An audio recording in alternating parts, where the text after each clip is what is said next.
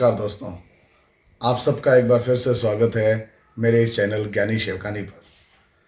आज मेरी आवाज़ थोड़ी ख़राब है क्योंकि मैं कल ही जकार्ता से वापस आया हूँ अपनी वाइफ के साथ। 34 साल के बाद हनीमून पे गया था और वहाँ पर मौसम कुछ काफ़ी गर्म था और इस वजह से आवाज़ में काफ़ी फ़र्क आ गया है, जिसके लिए माफ़ी चाहता हूँ। तो आज हम रिव्यू करेंगे करण जौहर की फ़िल्म ब्रह्मास्त्र का। देखते हैं।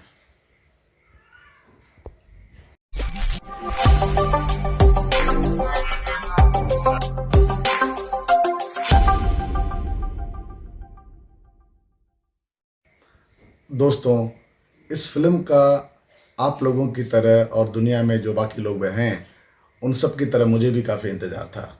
मुझे लगा था कि ये फ़िल्म बहुत ही एक बड़े स्केल की फ़िल्म है। जैसा कि मैं सुन रहा था कि फ़िल्म का बजट 450 से 500 करोड़ का बजट है, तो मैं एक्सपेक्ट कर रहा था कि फ़िल्म बहुत ही शानदार होगी और मैं दिल से इस फ़िल्म का इंतज़ार कर रहा था और वो दिन आ भी गया और मैंने ये पिक्चर देखी। अ, मेरी वाइफ नॉर्मली एक्शन फ़िल्में पसंद नहीं करती। मैंने उसको काफ़ी ज़िद किया कि तुम भी चलो इस फ़िल्म पर, इस फ़िल्म में लव स्टोरी भी है। मैंने तो मजाक में बोल दिया था, लेकिन वो बात सच हो गई। शायद मेरी वाइफ को पसंद था और करण जौहर भी समझ गया था। तो जोक्स अपार्ट, ये फ़िल्म हमने देखी और कहानी ऐसी है कि शुरू शुरू में जिस फिल्म को बताते हैं कि ये अस्त्र वर्ष के ऊपर पूरी फिल्म बनी हुई है, जिसमें अस्त्रों के बारे में, हिंदू धर्म के हिसाब से जो अस्त्र और शस्त्र हैं उनके बारे में काफ़ी डिटेल में बताया जाएगा। फिल्म की शुरुआत भी ऐसे ही हुई। अमिताभ बच्चन की आवाज़ में बोला गया कि हिमालय की पर्वत पर ऐसा हुआ, ये हुआ, फिर अस्त्र मिले, शस्त्र मिले, जो भी उन्होंने बताया उस हिसाब से फिल्म की शुरुआत हुई। और उसके बाद सीधा दिखाते हैं कि वे प्रेजेंट डे और हमारे रणवीर कपूर साहब एक मंदिर के पंडाल में पहुंच जाते हैं और वही फिर घूम फिर के वही बेवकूफ़ी वाली जो हरकतें हम करते हैं हिंदी फिल्म वाले। वहाँ पर लड़की को देखा और लड़की के आशिक, दो गाने, फिल्म वहीं पर भटक जाती है। मैं नहीं कहता फिल्म में लव स्टोरी नहीं होनी चाहिए, फिल्म में गाने नहीं होने चाहिए। मैं आपको एक एग्जांपल देता हूँ। कुछ साल पहले राकेश रोशन की एक फिल्म आई थी, कोई मिल गया। आप उसमें देखिए, उसमें भी जो ईटी को, ईटी का जो कॉन्सेप्ट था इंग्लिश फिल्म का, स्टीवन स्पीलबर्ग की, उसको इन लोगों ने अपनी हिंदी फिल्म में डाला था कि आउटर स्पेस से कोई आता है और पृथ्वी पर। तो उसको उन्होंने किस अच्छे ढंग से दिखाया था।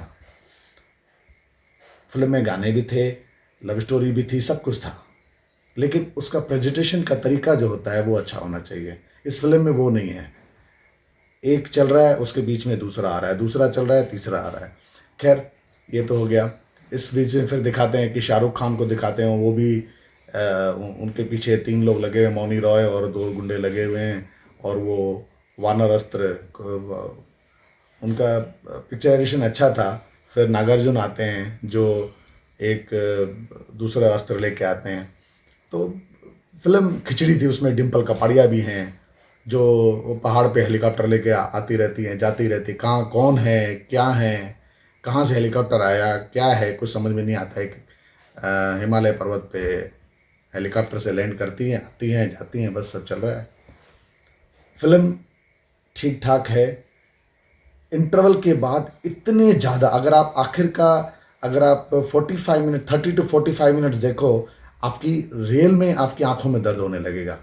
मैंने तो फिल्म 3D में नहीं देखी, लेकिन जो लोग 3D में देख रहे हैं, मैं तो उनको बोलता हूँ भाई आप लोग को शाबाश है कि आप लोग कैसे ये सहन कर। हम लोग तो 2D में हमारी हालत ख़राब हो गई। मेरी बीवी बाहर निकल के मुझे गालियाँ दे रही थी कि भाई क्या है, मेरे सर में दर्द हो गया है। फिर मैंने बाहर निकल के उसको एक कॉम्बी फ्लेम और पैनाडोल, पता नहीं और कौन सी दो तीन गोलियाँ उसने एक साथ में खा ली थी। और खैर, फिल्म बहुत ही सिंपल है और मेरे ख्याल से तो फिल्म चलेगी नहीं। लेकिन अभी मैं पिछला जो मैंने लाइगर का रिव्यू किया था, मैंने बोला था फिल्म बहुत चलेगी, लेकिन फिल्म पिट गई। अब मैं बोलूँगा फिल्म चलेगी नहीं चलेगी तो भी लोग बोलेंगे, क्योंकि कल का मैंने कलेक्शन देखा इंडिया का रिव्यू में कि अबाउट 40 करोड़ के आसपास सिर्फ इंडिया में बिजनेस हुआ है और वर्ल्ड वाइड 75 करोड़ का हुआ है। तो मुझे तो समझ में नहीं आ रहा है अब सच फिगर है या ये लोग बढ़ा चढ़ा के बता रहे हैं, ये तो वही जाने, फिल्म वाले जाने, उनके काम जाने। मैं अब आज के बाद मैं ये तो नहीं बोलूँगा कोई फिल्म कितना बिजनेस करेगी, कितना बिजनेस नहीं करेगी। मैं सिर्फ अपना रिव्यू दूंगा कि मुझे फिल्म कैसी लगी और आप लोगों को ये फिल्म देखनी चाहिए कि नहीं देखनी चाहिए। तो मेरे ख्याल से ये फिल्म बच्चों के लिए एक जिन्होंने कोई साइंस फिक्शन फिल्म नहीं देखी हो या अवतार और ये सब जो भी फिल्में नहीं देखी हों, उनके लिए शायद उनको अच्छी लगे। पर इसमें भी अब दो माइंड हो गए हैं। मैं कल अपने एक मित्र से दुबई में बात कर रहा था, काफ़ी पढ़े लिखे मित्र हैं और उन्होंने हॉलीवुड की भी फिल्में देखी हैं और हिंदी की भी फिल्में देखी हैं। मैं उनसे बात कर रहा था, मैंने उनसे कहा कि भाई आपने दुबई में फ़िल्म देखी, आपको कैसी लगी? उन्होंने भी यही कहा, फिल्म तो शानदार है, क्या इफ़ेक्ट्स हैं, क्या इफ़ेक्ट्स हैं। तो अब मुझे समझ में नहीं आ रहा है कि मैं क्या रिव्यू दूँ। अब एक सिंधी में हमारी मम्मी कहावत करती हैं कि वांगण के खे वाई के खे बादी। अब बैंगन है किसी के लिए फ़ायदेमंद है, किसी के लिए नुकसानमंद है। तो सेम हिंदी फिल्में भी आज ऐसी हो गई हैं कि कोई फिल्म किसी को अच्छी लगती है, किसी को अच्छी नहीं लगती। तो उस हिसाब से मुझे फिल्म ठीक ठीक लगी। एंड का अगर 45 मिनट और कुछ सीन्स, अगर कुछ एक दो गाने अगर डिलीट कर देते तो फिल्म बहुत ही अच्छी बन सकती थी। और मेरी तरफ से इस फिल्म को मैं दूंगा 2 स्टार और रेटिंग तो यही है। और फिल्म कितना बिजनेस करेगी भगवान को मालूम है, और ये फिल्म वाले खुद अपने कैलकुलेट खुद करें, मैं उसमें नहीं पढ़ना चाहता। आप भी इस फिल्म से बच के रहें मेरे ख्याल से। जिसको फोर्सफुली जाना है तो भाई जाइए।